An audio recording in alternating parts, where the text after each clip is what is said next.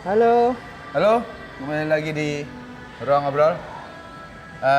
Baru aja selesai nonton The Flash. Ini dia. Kita nggak dapat kesempatan untuk screening karena emang nggak ada di Jogja. Enggak ya, cuma Nggak ada Jakarta di doang. Jogja. Gitu. Nggak bisa nonton IMAX juga. Gitu. Udah pasang? Udah. Ya? Udah. Jadi kesimpulan awalnya kami puas. Puas banget, terutama untuk ya fans DC lah atau setidaknya pembaca Flashpoint atau Fans penonton. komik lah ya. Betul sekali. Baca gitu. Flashpoint, maksudnya aku tuh Flashpoint itu kan hal yang sangat susah untuk diadaptasi ya. Dan tidak aksesibel untuk pembaca baru. Karena penonton baru. Karena unsurnya banyak sekali. Banyak sekali unsurnya. Yang ingin kami bahas itu kan pertama adalah mainan timelinenya, mainan waktunya. Betul. Back to the Future direferensikan terus. Karena memang yang paling umum dipakai adalah Back to the Future alih-alih bikin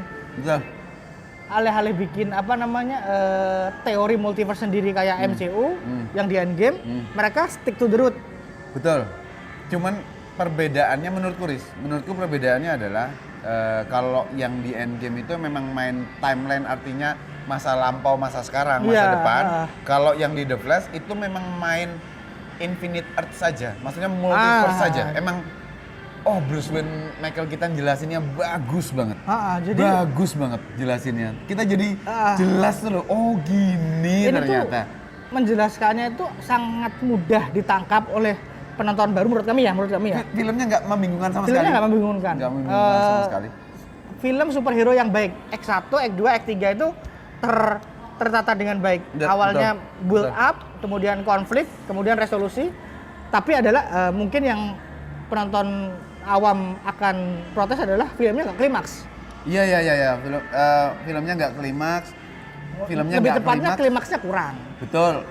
Villainnya juga cuman dalam tanda petik tempelan. Kesannya. Tapi sekali lagi yang tadi dibuka sama Daris dan aku adalah fans komik, terutama komik Flashpoint dan kemudian animated movie-nya juga itu kalau ngerti ya Flashpoint itu emang sebetulnya secara kasarnya bisa dibilang hanya sebatas ini.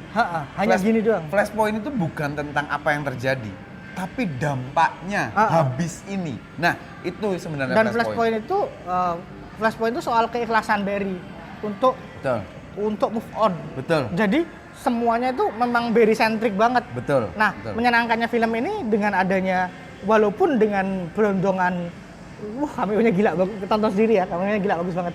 Dengan berondongan ada Keaton, ada Supergirl, tapi fokus ceritanya tetap di Barry. Bahkan butuh 2 Barry. Iya, butuh untuk 2 menyampaikan ini secara penuh, karena penonton harus ditunjukin kenapa sih Barry itu sampai sampai benar-benar mau dan benar-benar pengen kembali ke masa lalu menyelamatkan sesuatu atau kejadian gitu tuh, kenapa ya di sini penjelasannya kenapa dan gitu. Kenapa itu nggak boleh, betul, kenapa itu jadi backlash. Backlash gitu. Nah itu semua dijelaskan di sini itu dengan sangat baik ya. Nah satu lagi yang menarik itu cameo-nya sih ya. Cameo-nya gila, maksudnya Michael Keaton aja udah cukup membuat film ini tuh punya kekuatan yang gede banget. Sebenarnya agak curang sih. Agak curang. Nostalgia bait banget. Jadi ada adegan ketika kita semua di bioskop itu, at least ya yang di bioskop yang kami tonton itu tepuk tangan. Karena ini gini banget gitu. Beberapa frase, ada 2 sebenarnya, ada 2 hal yang benar-benar ada di memoriku, yaitu pass the salt sama satu lagi itu apa gitu. Aku lupa, pokoknya ada 2. Nah, pass the salt itu diomongin Barry, gimana aku harus pass the salt gitu. Itu kan kata-katanya Michael Keaton pas ngobrol. Seingatku film pertamanya ya, pas ngobrol sama Kim Basinger, meja makannya panjang banget. Kata Kim Basinger, bisa nggak pass the salt? Oh iya, terus dia jalan. Karena mejanya panjang banget gitu, meja makannya. Nah itu dipakai, mentionnya dipakai, koleksinya Wayne di Wayne Manor itu, Wayne Mansion itu dipakai. Itu beneran Batman 89 ya? Iya, Batman 89, Batman yang Keaton banget. Emang Keaton gitu. Yang menyenangkan adalah perlakuan terhadap karakternya. Barry-nya masih terasa Wally. Masih terasa Wally West. Tapi Ben Affleck, Michael Keaton, terus siapa nama artisnya super gila aku lupa. Sasa. Oh iya, Siapa Sacha Baron Cohen tuh. Bukan ya. Nah itu mereka tuh mendapatkan kalau bahasa aku tuh seringnya cinta. Ya. Dari penulisnya. Jadi tidak sekedar menjadi tempelan. Kita tuh invest ke mereka. Jadi ketika ada yang terjadi pada karakter itu, kita juga merasa, aduh.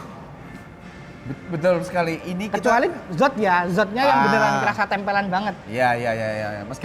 Tanpa mengecilkan Michael Shannon ya. Iya, karena dia emang syuting kan. Maksudnya memang adegan ini tuh adegan baru gitu. Tapi yang menarik adalah yang tadi dari sampaikan karakter-karakter baru, ada yang lama yaitu Ben Affleck. Tapi film ini tuh benar-benar menggambarkan perpisahan kita dengan DCEU, ya Riz ya. Dan membuka benar-benar kayak pintu tuh baru dibuka untuk DCU yang baru. DCEU dan DCU kan dua hal yang berbeda gitu. Yang baru kan DCU. Kalau ngomongin istilah komik, DCU itu New 52. New 52. Nah, New 52 itu dari kalangan penggemar komik dulu itu banyak yang nggak suka. Tapi sukses menjaring fans baru. Betul. Fans yang belum pernah baca komik. Betul, karena semuanya jadi jelas. Oh, ini posisinya superhero ini di Earth mana, kejadiannya apa. Itu secara konstruksi artistiknya Geoff Johns emang iya kan, pada saat itu emang menatanya tuh bagus banget. 052 ya, 052 bukan yang ini. Nah, 052 itu persis seperti film ini. Bagaimana DC merasa karakternya tidak butuh diremajakan. Makanya kemudian mereka kickstart Flashpoint mengganti karakter-karakter yang laku dibiarkan, tapi dimudahkan. Betul. Tapi karakter-karakter yang penjualannya kurang diganti, originnya diubah dan lain sebagainya. Nah, ini tuh persis banget kayak gitu. Makanya aku tuh suka. Iya, dan kedekatannya dengan Flashpoint versi manapun, versi komik ataupun animated series, deket banget kejadian-kejadiannya, hal-halnya. Karakternya memang diganti ya. Maksudnya tadinya Superman jadi Supergirl gitu, emang diganti karena memang keadaannya studionya begitu. Tapi gitu. ruhnya Flashpoint nggak hilang. Tapi ruhnya tetap sama, persis. Barry-nya ada 2 kan, tapi yang Flashpoint-nya Barry-nya 1 gitu. Tapi maksudnya Reverse Flash. Ya, Reverse Flash gitu. Tapi emang begitu, Flashpoint itu memang begitu gitu. Yang menarik itu bagaimana Flashpoint di komik itu kemudian mendapat, tapi kan pembaca komik itu kan kasarnya itu kan cuma segini. Nah, habis itu diadaptasi jadi Flashpoint yang kemudian kickstart DC AMU. Iya, AMU. Penonton kartun suka. Ya. Nah, naik deh kelasnya. Ini ini filmnya harapannya juga begitu. Soalnya begitu. Secara penulisan bener-bener kelihatan sangat menghormati Flashpoint. Tidak seperti sebelah. Oke, kita tidak bicara yang lain.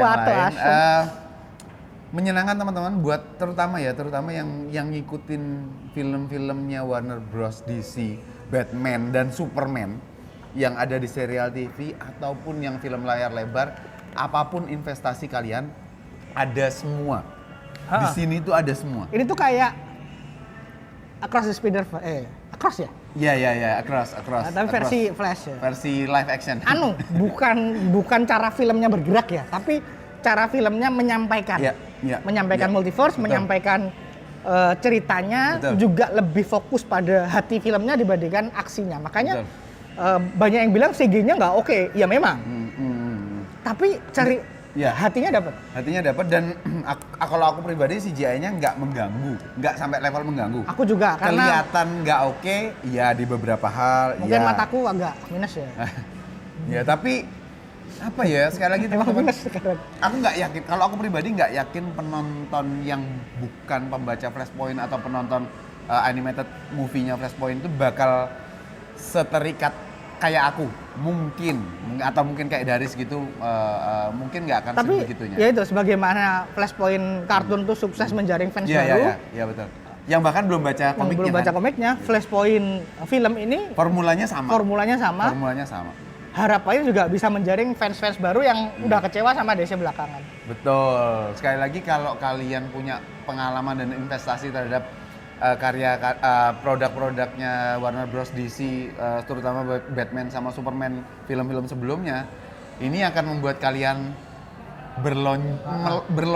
melonjak lah di kursi bioskop gitu karena mengagetkan sekali apa yang akan kita lihat nantinya tuh mengagetkan sekali. Ada banyak yang belum diungkapkan di trailer, jadi tenang saja. Trailernya tuh nggak berarti apa-apa teman-teman. Trailernya itu benar-benar Nggak ini trailer yang sesungguhnya. Ya betul. Jadi aku menggunakan trailer ini untuk kencing.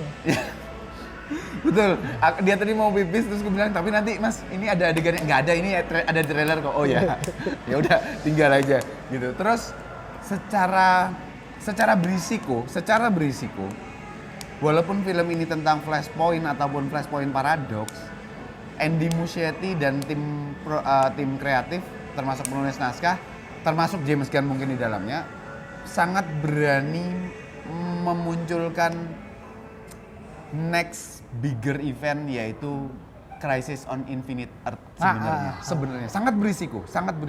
Banyak yang nggak suka sih kayaknya mungkin banyak. Karena Crisis of Infinite Earth itu kan sangat sakral ya buat itu kitab suci teman-teman. Crisis on Infinite Earth itu tapi udah beresiko. Kalau aku termasuk yang nggak apa-apa. Aku nggak apa-apa. Karena cakupannya cuma film doang. Betul. Dia tidak ngutak-ngatik. Betul. Yang lainnya. Cakupannya cuma film doang. It's a good thing. Betul. Tapi ya itu risiko. Untuk kayaknya itu aja sih ya review kita. Kayaknya itu aja untuk sih karena banyak banget yang kalau kita sampai ngomongin jadi kebuka banget. Kita gitu. Berusaha tidak spoiler sih, walaupun kejutannya luar biasa ya. teman-teman. Kejutannya luar biasa. Sampai jumpa di Batman Brave and the Bold. Brave and the Bold yang sudah ada di film ini. Oke, bye. Mungkin.